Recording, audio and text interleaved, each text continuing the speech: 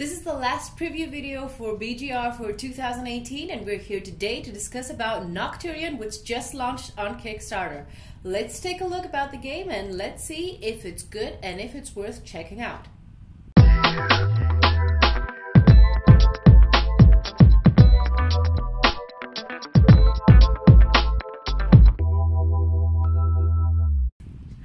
This is Helena from Helena Plays Games for the Board Game Revolution Network, and today we are here to take a look at Nocturion by Vesuvius Media.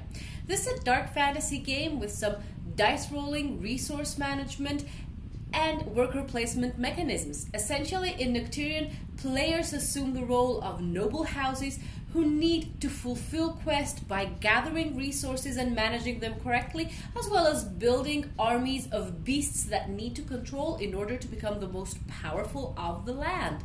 Let's see a bit about how the game plays. As we said, in Nocturion, players assume the role of one of the four houses of the land. Each of the houses has variable powers, so gameplay is different between the houses. The game is played over a course of several years depending on the number of players. Each of the years has several seasons and each of the seasons has different resources that have to be gathered. As you can imagine, the game plays into several rounds. Each of the rounds has 3 phases. In the first phase, players create a dice pool and roll the dice.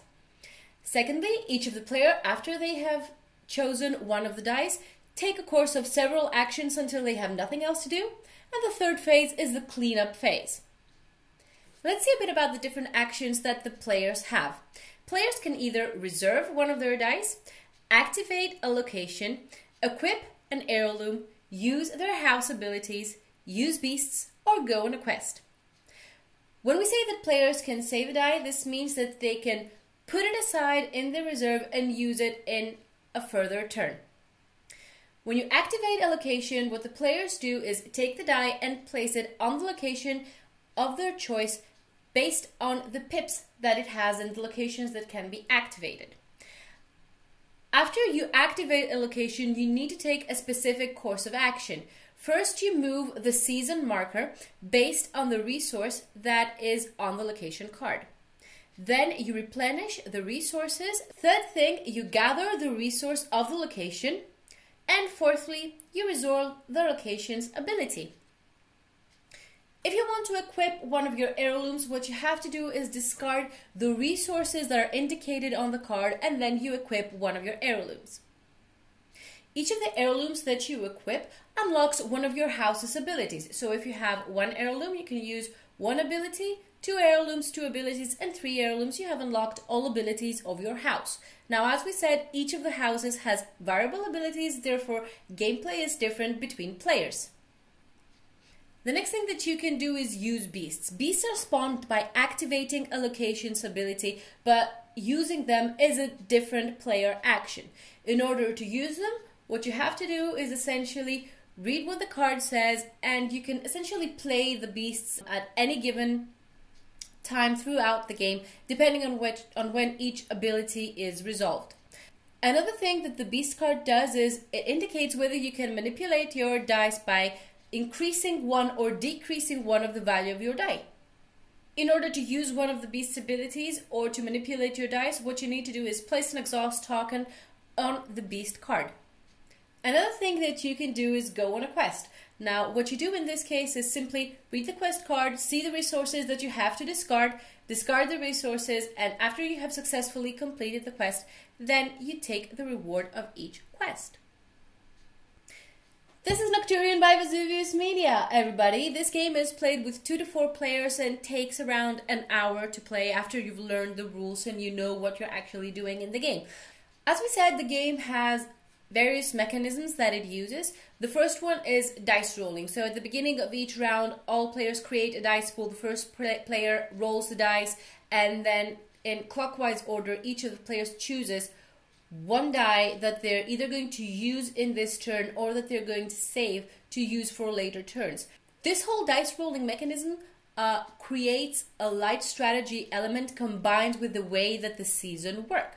So when you choose a die and then you say that you want to activate a location, as we said, you place the die on the location that you want to activate. Now, Each of the territories on the land only has 3 locations that they can be activated with a specific number of pips on the die. So after you activate a location, the first thing that you're going to do is move the season marker. On the location card, you can see a resource icon. So what you're going to do is you're going to move the season marker to that resource icon around the board. This is where the light strategy comes in the game, because when you choose the die, you need to actually think about where the season marker is going to be by the time that you play. Because what you want to do is you want to be able to get a resource, but at the same time, if you can use the maximum value of resources that come from this location, then this is something that you want to do. If you choose to get a resource from a location that shows the multiple 2 on the arrow, then this means that you take 2 resources instead of 1 from that location. This is something that you actually want to do. So there's some light strategy involved here about how you're going to choose the die that you're going to use, whether you're going to manipulate it or not, and this is a very unique element in the game. The game also has great replayability. This is due to the variable actions that each of the houses has. This means that not all players play the same. Also, you're never going to go through all the beast cards, which is something very nice because it adds spice both to what you can do during your action turns, whether you can manipulate your die or not, and the different abilities that trigger add an extra something in the game. Also, the locations around the board are randomly opened in each game, which means that not the same location is ever going to be in the same place. So again, this is something that adds to the replayability of Nocturion. Another great element of the game is that the beast cards have multiple uses. So you can use the card in order to activate an ability and use the ability, or you can use the card in order to manipulate your dice. So the cards that you have down on your player board, apart from the victory points that are going to give you, they are also going to give you excellent things to work out your strategy and work out some great combos throughout the course of the game.